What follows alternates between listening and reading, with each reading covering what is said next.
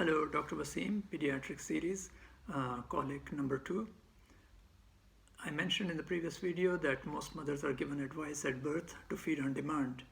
That applies only for the first 2 weeks because the mother doesn't have enough breast milk or the baby doesn't feed 100% or is, as I mentioned previously, quite sleepy, so doesn't suckle long enough.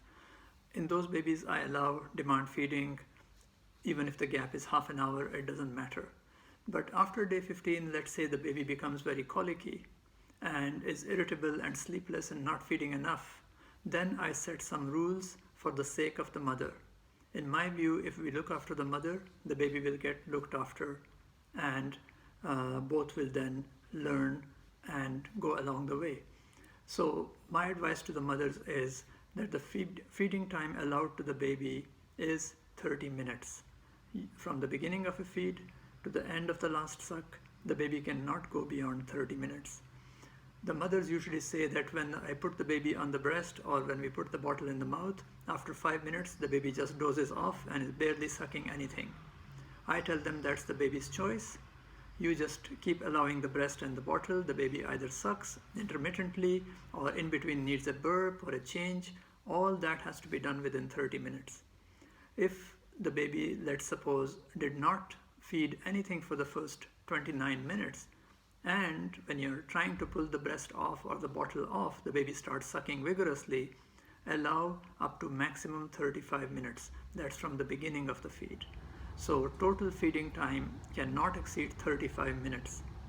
Then, if the baby is still sucking at 35 minutes or 30 minutes for that matter, harshly, I repeat the word harshly, pull the breast out of the baby's mouth or the bottle out of the baby's mouth. The baby lost its chance. The baby was using the bottle or the breast as a pacifier, not focusing on feeding. It's, for example, somebody goes to a buffet and the buffet people tell them, you have half an hour, eat as much as you can, and the person takes it as a joke. He goes outside and starts smoking. At the end of half an hour, he tries to come back in, they lock the door while he's banging on the door. Next time when they open the buffet, he will not waste time and he will focus on the eating of the food. So similarly, babies, if they are not drinking in that 30-35 minutes, mean that they do not need milk. If they needed it, they would continue to suck. In fact, in the first 10 minutes, usually 80 to 90% of feeding is done. The rest is just comfort feeding, sucking, bonding, emotional development, and stimulation of the breast. So, at the end of 30 minutes, you pull the breast out.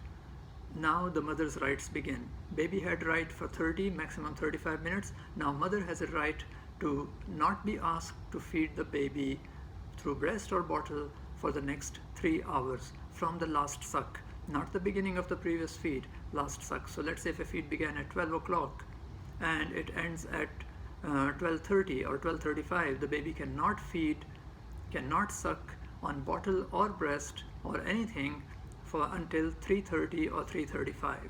That has to be followed strictly because nothing happens to a baby. They can easily fast for 3 hours from the end of the previous feed. Usually babies want to, and mothers usually say that the baby will be crying all the time in that gap. The solution to that is we cannot force the baby to sleep. We cannot inject sleep into a baby. The baby is crying from a variety of reasons, but hunger cannot be the case because we offered the baby both breasts or the bottle and there was no restriction. So usually if the baby is a cry baby or is having pain, we have to deal with it using as many people there are in the household. For example, if there are 3 people, each person takes turns of 10 minutes to hold on to the baby. So we cannot abandon the baby, just leave them in the crib and let them cry. No, that's not the message. Baby has a right, an emotional right, to be feeling that somebody's around, somebody's cuddling them, somebody is holding on to them in their time of misery. Babies do not cry without any reason, but hunger is the number 10 cause of crying. I repeat, hunger is the number 10 cause of crying. There are several other reasons: hot, cold, bored, noise, headache, tummy ache, body ache, stooling, urination, nappies dirty, and sometimes just simply the baby wants to go back into the uterus if given the choice.